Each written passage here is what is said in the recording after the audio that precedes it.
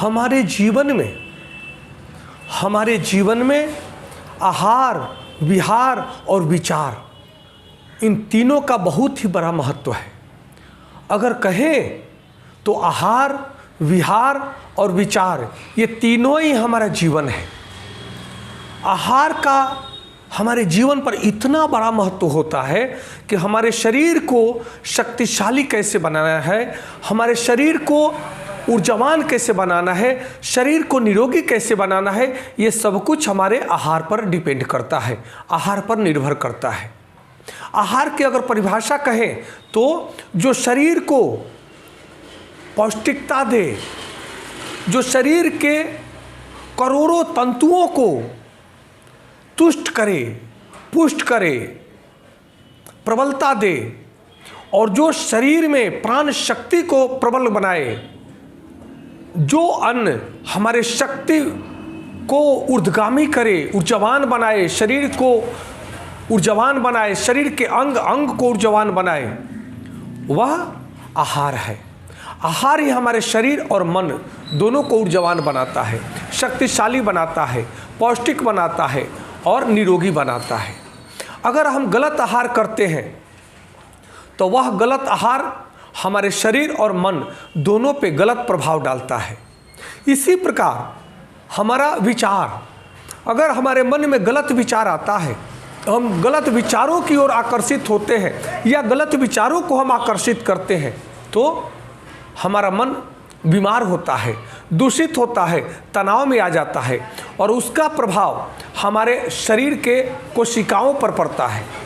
क्योंकि हमारा मन जैसा सोचता है, अगर खुशनुमा माहौल की विचार सोचता है, आनंदमय विचार सोचता है, तब हमारे मस्तिष्क से आनंदमय हार्मोन्स का, आनंदमय द्रव्यों का स्राव होता है, जो हमारे शरीर में हमारे ब्लड के साथ में घुल करके वो अंग अंग को प्रफुल्लित करता है। परंतु जब हम दूषित विचार करते हैं, जब कुंठित विचार करते हैं, जब चिंता में होते हैं, डिप्रेशन में होते हैं, क्रोध में होते हैं, तब हमारा विचार क्रोधी होता है, दूषित होता है और वह दूषित ही द्रव्यों का स्राव करता है, जो हमारे शरीर को भी बीमार करता है।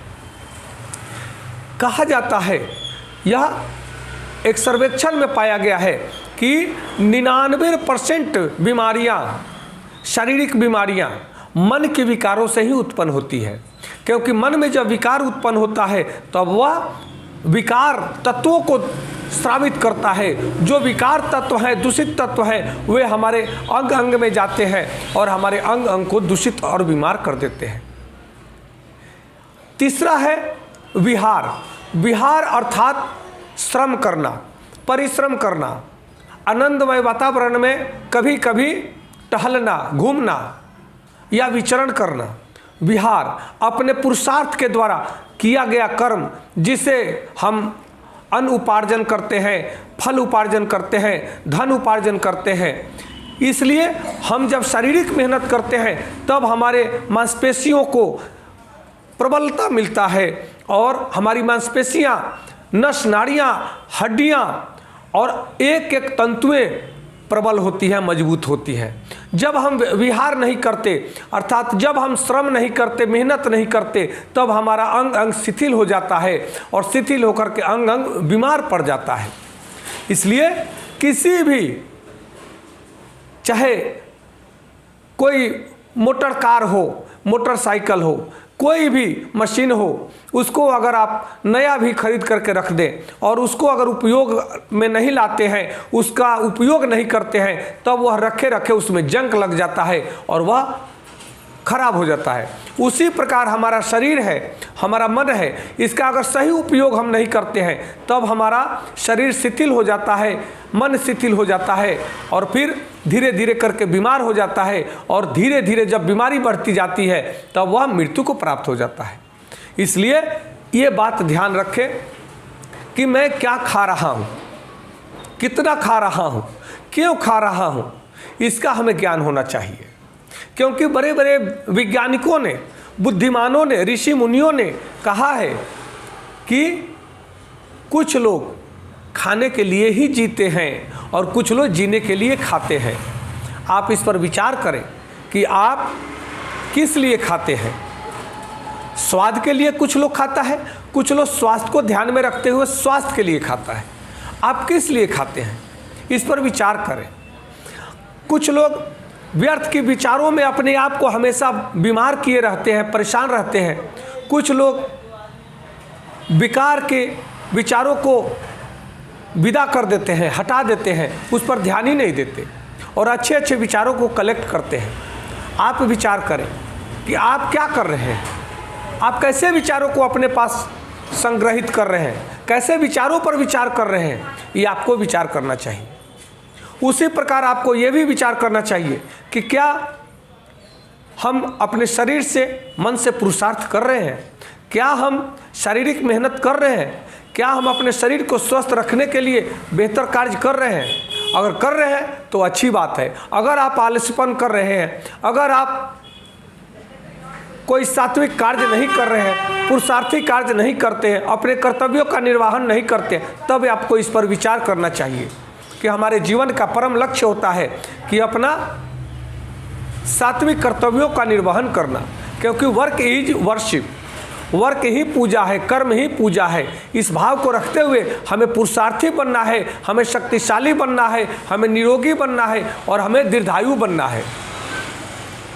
इस बात का ध्यान रखते हुए हमें हर पल अपने खान पान का, अपने मन के विचारों का और अपने कार्य क्षेत्र में कार्य करने की क्षमता का हमेशा आकलन करना चाहिए, हमेशा इस पर ध्यान देना चाहिए।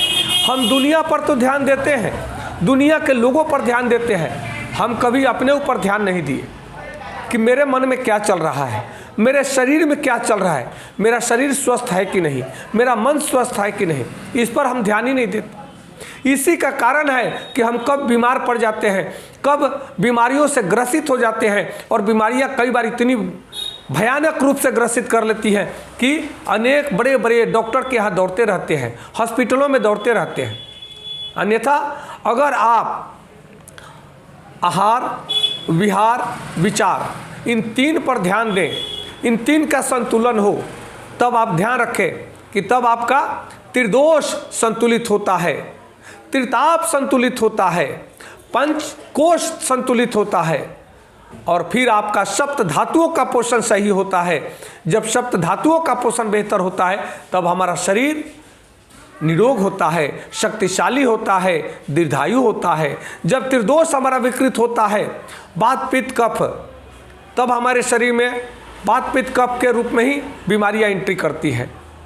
तब हम जब प्राणायाम के द्वारा, योग आसनों के द्वारा अपने आप को स्वस्थ रखते हैं, संतुलित रखते हैं, त्रिदोष जब हमारा संतुलित होता है तब हमारे अंदर कोई बीमारियां उत्पन्न नहीं होती, बल्कि हमारा शरीर स्वस्थ रहता है, शक्तिशाली बनता है और निरोगी बनकर के दीर्घायु को प्राप्त करता है। हमारे जीवन का परम लक्ष्य है कि शरीर को हम स्वस्थ रखें, अपने मन को स्वस्थ रखें और अपने विचारों को स्वस्थ रखें, ताकि हम आगे स्वस्थ ही कार्य करें, जिससे हमारा परिवार, हमारा समाज, हमारा राष्ट्र, हमारा विश्व स्वास्थ्य की ओर आगे बढ़े। नमस्कार, धन्यवाद।